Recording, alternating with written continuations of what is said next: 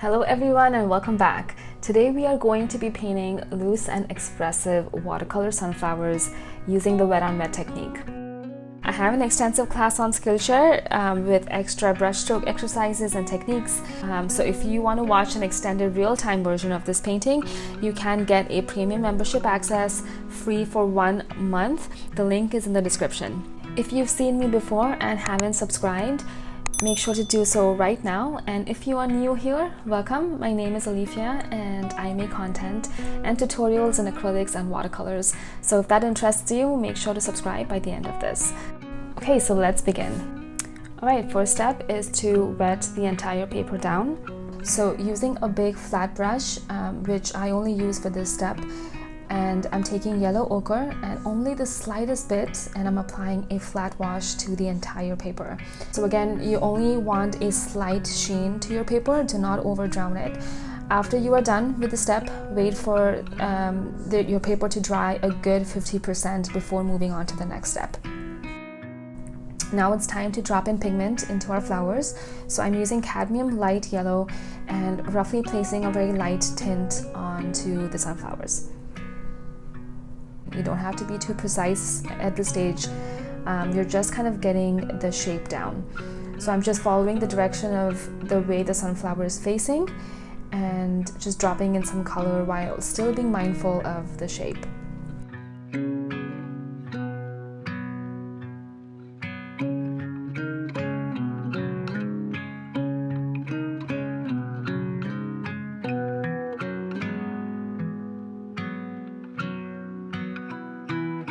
Now let's add the center bud of the sunflower to keep building on that form. So I'm using burnt umber. Use any brown that you have at this point, and using the tip of the brush, just drop in some color gently. Again, we're working with this wet on wet, okay? So it's okay if it spreads, that's fine.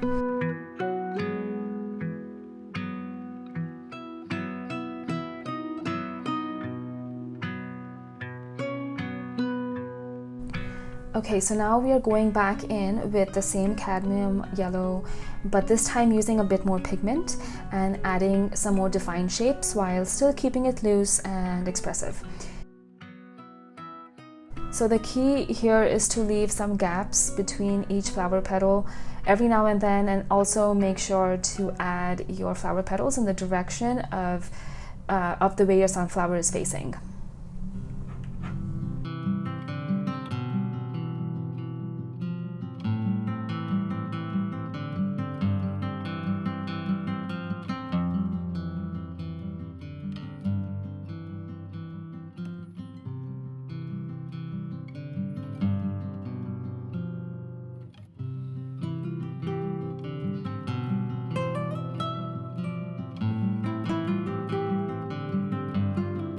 Now let's add a new color to this mix.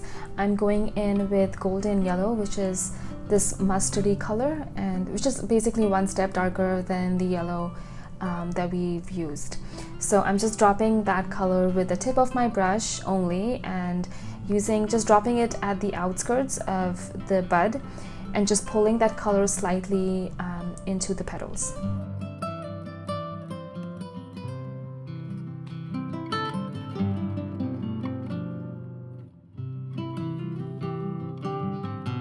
So I'm doing the same exact thing with a light orange, and again putting it at the outskirts of the bud and then pulling it into the petals. Let's take a short break from the sunflowers and add some foliage. Using olive green and the same brush, I'm adding some random leaves in places to fill up the composition. Use your artistic intuition here and add the leaves to places you think will look good and will complement the shape of the overall painting. So you can vary them in size, and also don't forget to add some white gaps.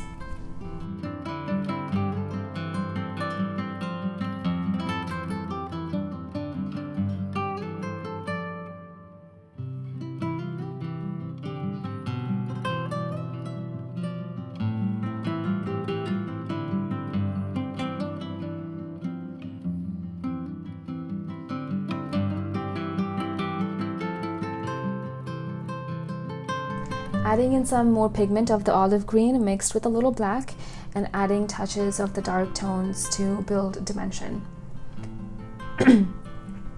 Sorry for this going out of focus a bit. It kept focusing on my hand rather than the paper since this is a close-up, but I do apologize. I will double check this for next time.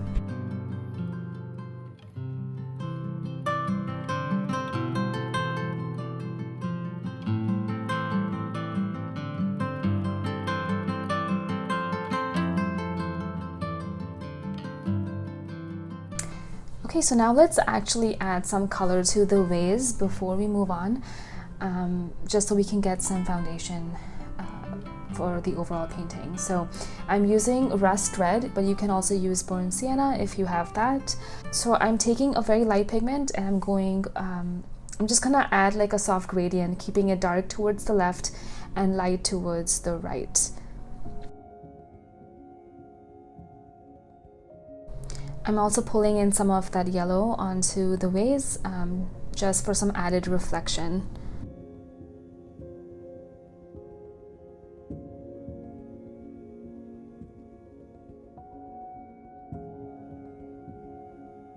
I wanted to add some light pigment to the leaves, so I'm going in with spring green and building that foliage in places.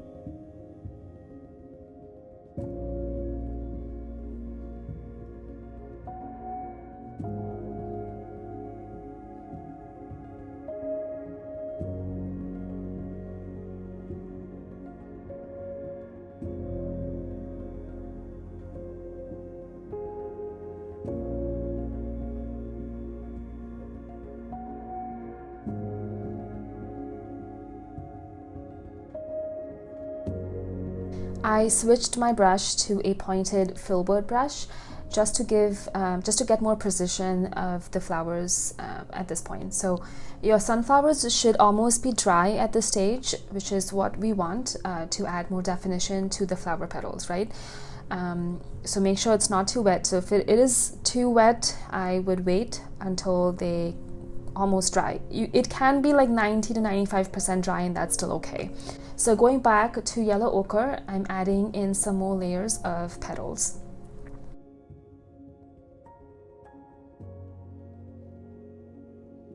So I'm just taking my time and going over each sunflower and adding in an extra layer of petals.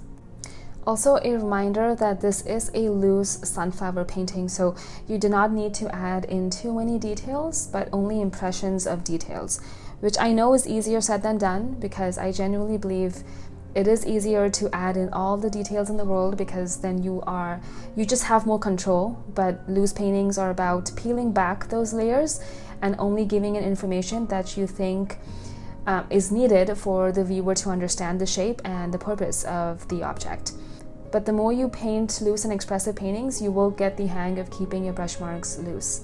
It's all about the little details at the end of the day that speaks volumes.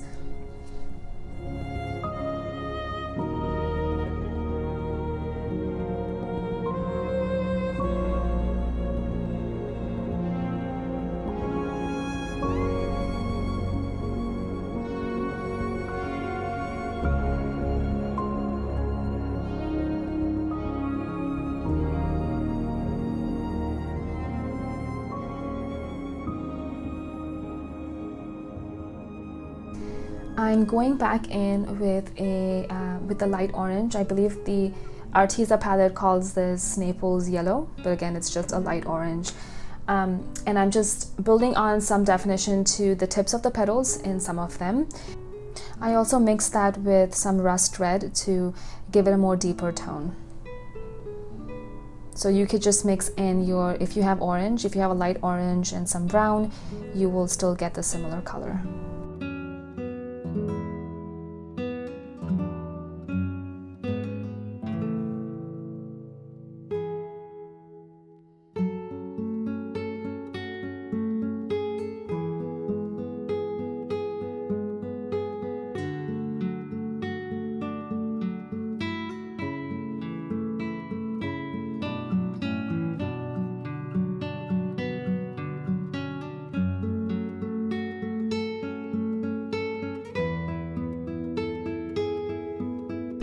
adding some really dark brown and black, and I'm going in back to the center bud and just spotting a few specks in there.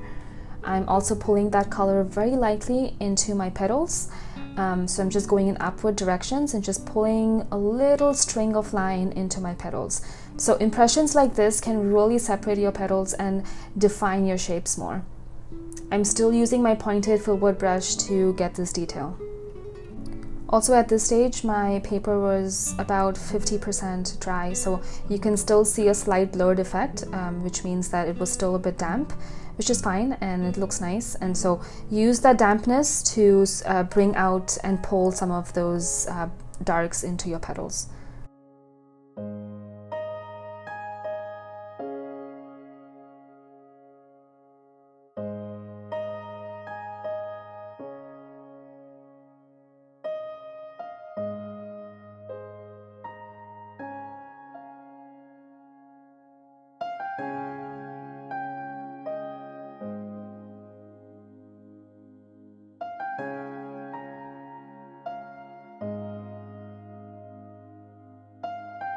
I'm using a light pigment of olive green and putting it as my background, as my shadow, and just so it feels like, you know, my vase is sitting on something, or it's against the wall, or it has some sort of shadow. But it's just good to add little details like this to give it some sort of placehold.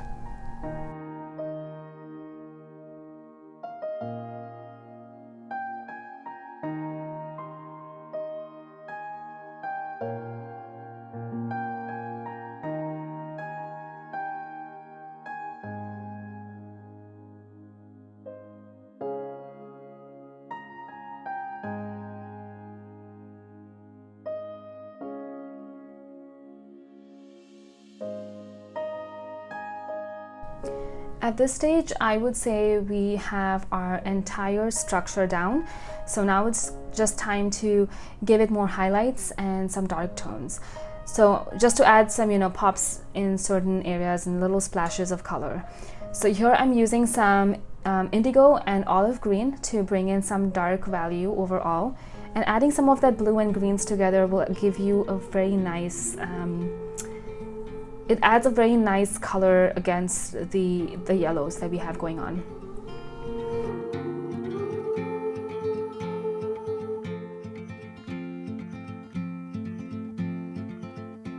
Heart filled with worries, no more.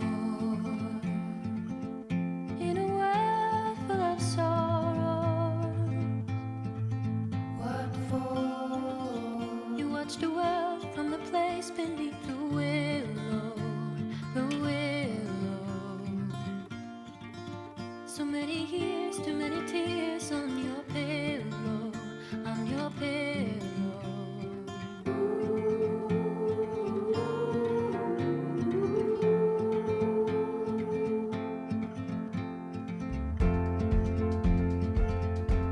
Out of the darkness, a sound. It all seems so harmless. A silver light. Don't you wait until the morning light, the morning light. Far away until you're out of sight, you're out of sight.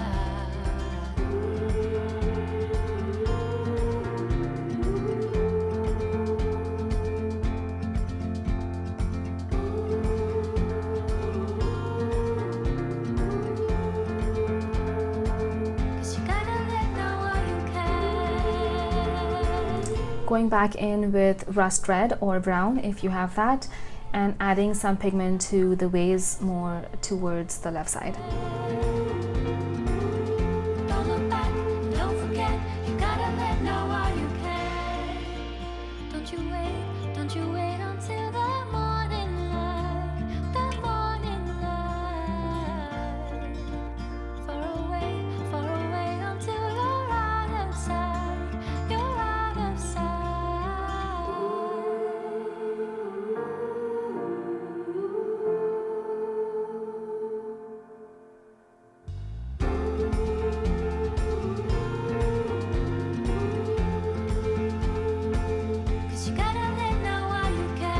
Alright, time for some highlights with my acrylic white paint, like always. So unfortunately this palette does not come with white, so I like pulling out my acrylic white paint for that, which works just as fine, if not much better. So using a tiny brush, I'm adding in a few specks of white, especially in the bud of the flower, and then a few highlights in the petals as well, just for added interest. Again, this will like separate the shapes, so just add it in a few places where you think it'll look nice.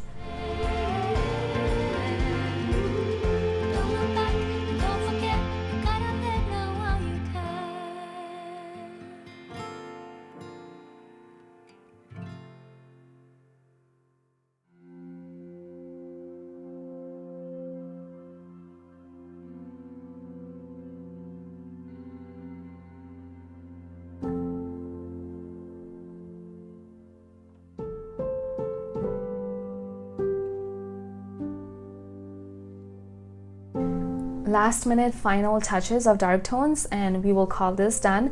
But I really feel like this step is really important, and it pops the painting and adds great harmony and balance. It also adds a really good visual interest and makes your eyes flow throughout the painting, so do not skip the step. So I'm taking in dark brown and giving my buds some final touches and pulling out that color ever so slightly into the petals. The same steps we did before, but I'm just adding just a little bit more splash to it.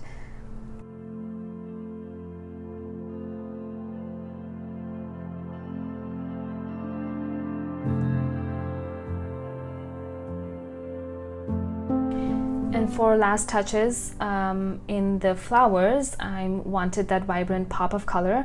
I'm taking in that light orange, or Naples yellow as this palette calls it, and simply adding it closer to the center as added petals.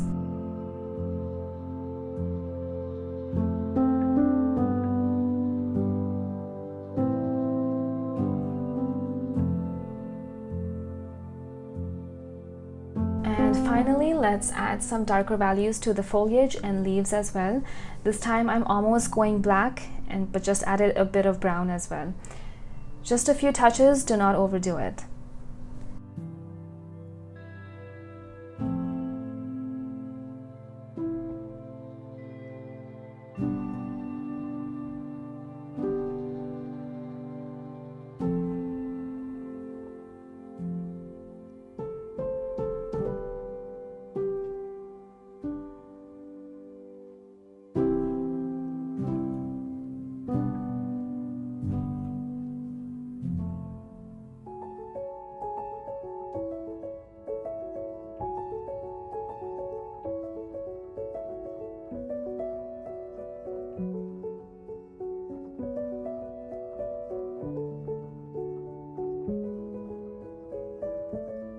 Alright, let's make this official and sign our name.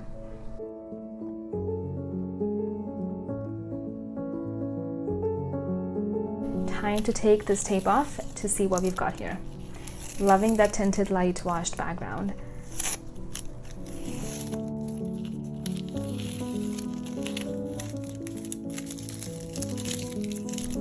And this completes our loose, expressive watercolor sunflowers for today. And if you do try this out, don't forget to tag me over at Instagram or on my Facebook group. I love looking at your recreations. It always makes my day. Like mentioned, if you do want a real-time extended version, I do have it over at SKILLSHARE. The link is below. To shop my art, do visit my website where I sell my original landscapes and florals, as well as prints in all sizes and much more. To keep up with latest news, do follow me on Instagram where you can stay up to date with my new launches. Thank you once again, and happy painting!